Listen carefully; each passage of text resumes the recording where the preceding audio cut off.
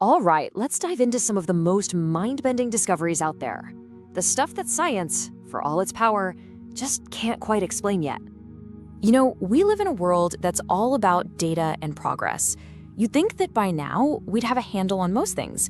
But every once in a while, the universe throws us a total curveball. A discovery so strange, so out of left field, that it leaves the smartest people on the planet just scratching their heads. So let's get into some of those incredible mysteries. And we're gonna start right here with the world under our feet and the cosmos over our heads. I mean, what secrets is our planet still hiding from us? Okay, get this. Deep, deep inside the Earth, we're talking miles below the surface, there are there's no other way to put it, two giant, mysterious blobs. Now, scientists have a much fancier name for them, but the blobs is way more fun, right? One is lurking under Africa, and the other is hanging out beneath the Pacific Ocean. Geologists have known they're down there since the 70s, but they're still a total puzzle. And when I say giant, I mean these things are massive. They're over 100 times taller than Mount Everest. I mean, think about that. If these blobs were on the surface, the International Space Station would actually have to navigate around them. It's insane. And the craziest part? We have no idea how old they are, what they're made of, or how they even got there. One wild theory is that they could be leftover pieces of an ancient planet that smashed into Earth billions of years ago. Meanwhile, back up on the surface, something is literally erupting from the ice in Antarctica, and it might just break physics as we know it. Scientists detected this super high-energy particle shooting up out of the ground. Now, according to the standard model of physics, our rulebook for the universe, particles like this are supposed to come from space and get stopped by the planet. The fact that this one apparently traveled through the entire Earth and came out the other side, well, that just shouldn't happen. The odds of that are less than 1 in 3.5 million. And if we look way back in time, it seems our planet has a whole missing chapter in its diary. About 2.3 billion years ago, the Earth just went quiet. Seriously, for a solid 100 million years, tectonic plates barely moved, volcanoes chilled out, and the whole rock-forming process just took a break. Then, just as suddenly as it stopped, it all fired back up again. We have no earthly idea why this great geological silence happened or what woke the planet back up. So now, let's look up. We all know the universe is expanding, but here's the cosmic headache. It seems to be expanding at two different speeds at the same time. Yeah. See, when we measure the expansion rate using things that are relatively close to us, like supernovae, we get one number. But when we measure it using the oldest light in the universe, that faint afterglow from the Big Bang, we get a totally different number. And this isn't just a small rounding error. It's a huge discrepancy that has some scientists thinking we might need a whole new branch of science just to figure it out. Okay, let's pull our focus from the vastness of space to us. Because honestly, some of the biggest and weirdest mysteries aren't out there in the cosmos. They're happening right inside our own bodies. Let me just hit you with a few quick ones to set the mood.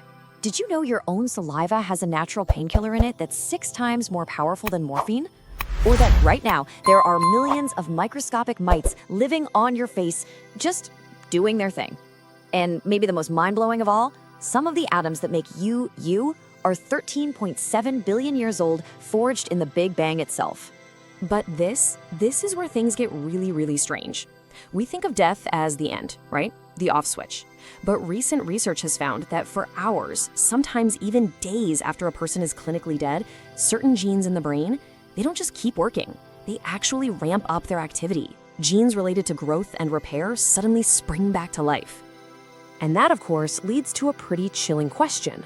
If parts of the brain are still firing up, could there be some kind of lingering awareness? It's a deeply unsettling thought, and it's forcing the entire scientific community to rethink what it actually means to be dead. All right, here's a fun little slice of humility for you. You'd think humans, with our big brains and complex societies, would be at the top of the genetic food chain. Well, nope. A humble tomato has around 32,000 genes. We have about 25,000. That's right, a tomato has roughly 7,000 more genes than you do. How this happened over a 70 million year journey is still a big question mark. And finally, let's talk about one of the most terrifying conditions known to medicine. It's called fatal familial insomnia.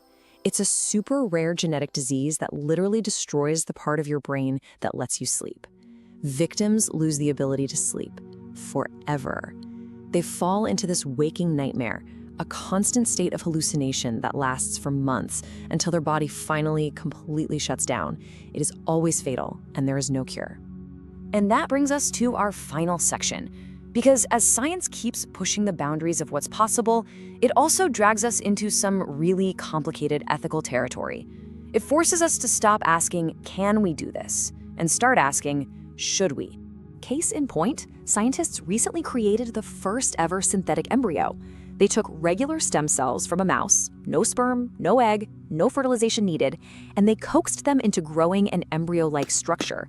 And this thing had a tiny developing brain, an intestinal tract, and a little heart that was actually beating. It's a staggering breakthrough, but it raises these huge questions about creating life in a petri dish. In a different lab, researchers have figured out how to control a rat's mind. By sending electrical signals straight to its brain, they can steer it around like a remote control car from almost half a kilometer away. It's a startling development, and the implications are, well, they're pretty huge. Because look, the fact that any living mind can be hijacked like this is terrifying enough. But if the technology keeps evolving, what's to stop it from being adapted to larger animals? Or even to us? What's being tested on a rat today could have some seriously scary consequences for all of us tomorrow. Science is supposed to be built on a foundation of solid, repeatable facts. But what if that foundation is kind of shaky? In 2015, a huge project tried to replicate 100 different psychology studies from top scientific journals. The result? Only about 40% of them got the same results the second time around. This is known as the replication crisis, and it's a huge deal because it shakes our trust in what we think we know. And if you're looking for something straight out of a horror movie, how about this? There's a virus out there called the WO virus. It usually infects bacteria that live inside insects and spiders. But this one did something new. It actually stole the gene for producing black widow spider venom. So now we have a rapidly mutating virus armed with the genetic code for one of the deadliest venoms on Earth. Let that sink in. So from giant blobs in the Earth's core to venom-stealing viruses, it's pretty clear we don't have all the answers. But you know what? Maybe that's the whole point. These unexplained facts aren't failures. They're the frontiers of our knowledge, the things that push us to ask bigger, better, and smarter questions. In the end, it's the unknown that really drives us forward, isn't it? The mystery isn't something to be afraid of. It's the source of all our curiosity.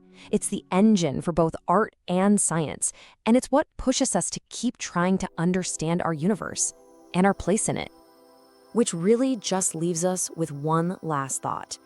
As our technology gets better and our understanding grows, we get closer and closer to solving some of these incredible puzzles. But the real question is, when we do find the answers, are we going to be ready for what we find? Thanks for joining me on this little trip into the unknown.